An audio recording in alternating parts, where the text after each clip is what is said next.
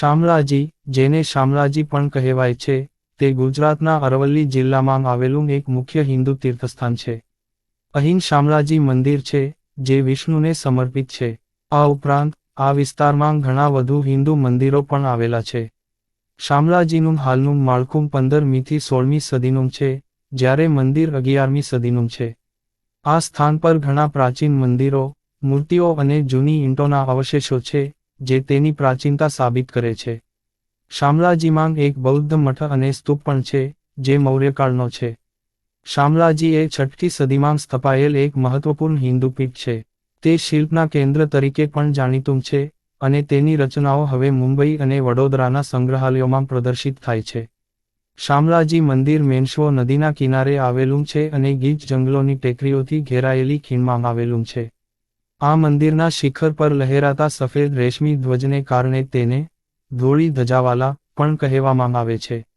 અહીં ત્રિવિક્રમ સ્વરૂપમાં વિષ્ણુની મૂર્તિ છે, જેની 4 ભુજાઓમાં ગદા, ચક્ર, પદ્મ અને શંખ છે. ગદા મોટી છે, તેથી તેને ગદાધરા વિષ્ણુ પણ કહેવામાં આવે છે. મંદિરની બહારની દિવાલ પર વિષ્ણુ અને લક્ષ્મી નારાયણની કોતરણી છે અને ભાગવત પુરાણ અને રામાયણના દ્રશ્યો પણ છે. મંદિરની નજીક નદી કિનારે એક તળાવ છે, જે ઘણા લોકો આકર્ષે છે. તેની આસપાસ વિવિધ ખંડેર અને મંદિરો છે, જેમ કે ગરુડ પ્રતિમા, કાશી વિશ્વનાથ મહાદેવ મંદિર અને ત્રિલોકેશ્વર મંદિર. શામળાજીથી દૂર દેવની મોરી ખાતે એક બૌદ્ધ મઠ પણ છે, જ્યાં ખોદકામ દરમિયાન બુદ્ધના અવશેષો મળી આવ્યા હતા. શ્યામલવન એ ગુજરાત સરકાર દ્વારા વિકસાવવામાં આવેલ થીમ આધારિત બગીચો પણ છે, જેનું ઉદ્ઘાટન 2009માં કરવામાં આવ્યું હતું. શામળાજી મંદિર ઉપરાંત વારસા અને પરંપરાથી સમૃદ્ધ આ વિસ્તાર ઐતિહાસિક મહત્વ પણ દર્શાવે છે.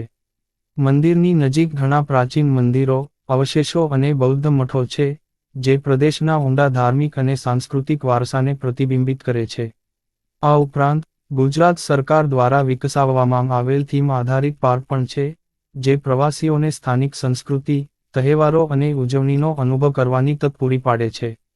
શોધવા માટે ઘણા રસપ્રદ સ્થળો અને પ્રવાસન સ્થળો છે, જે પ્રાચીન અને સમકાલીન ભારતીય સાંસ્કૃતિક વારસાને વ્યક્ત કરે છે.